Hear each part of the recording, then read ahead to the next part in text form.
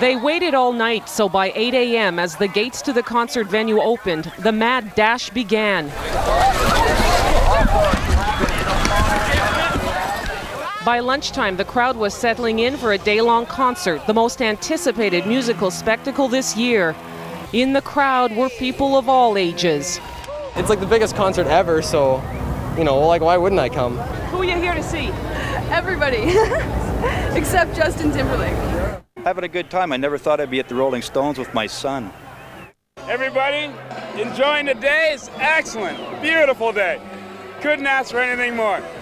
Hey, all right. Canada's Dan Aykroyd was first up with his sidekick, Jim Belushi. I love you, Toronto. And a surprise guest, another Canadian, Catherine O'Hara, showed up. You've been through so much, and you come through. Lesser-known Canadian acts like Kathleen Edwards got the crowd excited,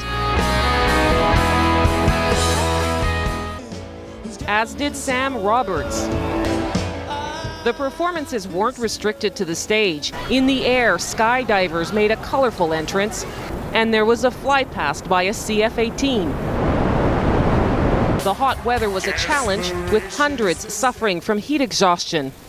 The concert is a fundraiser for hospitality and healthcare workers hurt by SARS. There is nothing wrong without me. This is the best of the East and the West. But there was also an opportunity to give Western beef farmers a boost.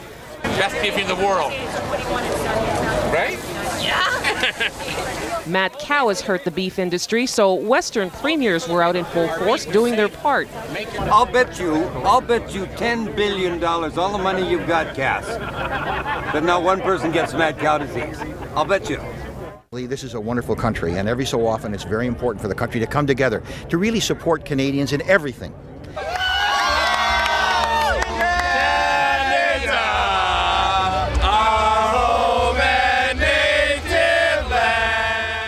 But clearly the crowd is here for the headline act.